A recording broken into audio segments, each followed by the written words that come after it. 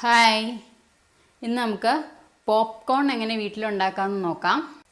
വളരെ സിമ്പിളായിട്ട് നമുക്ക് ചെയ്യാൻ പറ്റുന്നതാണ്. അപ്പോൾ അതെങ്ങനെ തയ്യാറാക്കുന്നതെന്ന് നമുക്ക് നോക്കാം. അതിനു മുമ്പായി നിങ്ങൾ ഈ ചാനൽ ഇനിയും സബ്സ്ക്രൈബ് ചെയ്തിട്ടില്ലെങ്കിൽ മറക്കാതെ ഒന്ന് സബ്സ്ക്രൈബ് ചെയ്യുക. അപ്പോൾ നമുക്ക് എങ്ങനെ തയ്യാറാക്കുന്നതെന്ന് നോക്കാം. ഇപ്പോൾ നമ്മൾ മേടിച്ചിരിക്കുന്ന ഈ പോപ്കോൺ നമുക്ക് ബേക്കറിയിലും സൂപ്പർ മാർക്കറ്റിലൊക്കെ മേടിക്കാൻ കിട്ടുന്നതാണ്. ഇതിന് 10 രൂപയുള്ളൊരു പാക്കറ്റിന്. അപ്പോൾ ഞാനിത് തയ്യാറാക്കാൻ വേണ്ടി നോൺ സ്റ്റിക്കിൻ്റെ അടിക്കട്ടിയുള്ളൊരു പാത്രമാണ് വെച്ചിരിക്കുന്നത്. നമുക്കിത് കുക്കറിൽ വേണമെങ്കിലും ചെയ്യാം.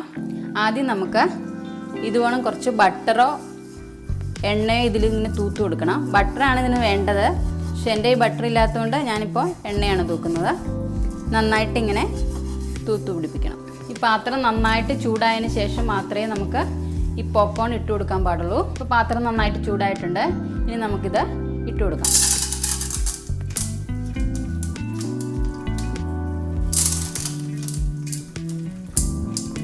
ഞാനിപ്പോൾ ഇവിടെ ഒരു 4 പാക്കറ്റ് ഇടുന്നുണ്ട്. ഇത് വലിയ പാക്കറ്റ് മേടിക്കാൻ കിട്ടും, ചെറുതായതുകൊണ്ട് ഇത് 4 പാക്കറ്റ് ഇടുക.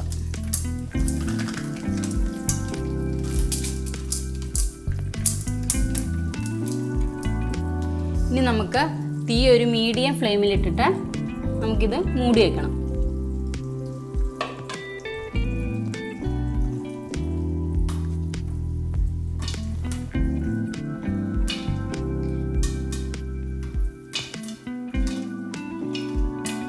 ഇതെല്ലാം നന്നായിട്ട് ഇങ്ങനെ പൊട്ടി വരും.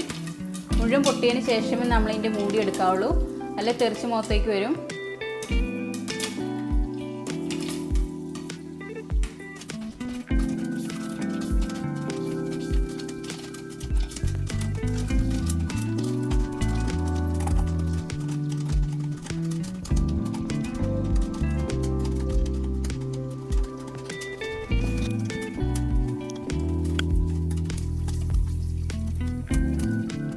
ഇത് മൊത്തം പൊട്ടി കഴിഞ്ഞിട്ടുണ്ട്.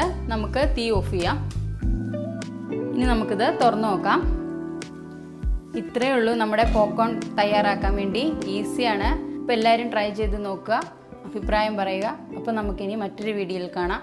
ബൈ.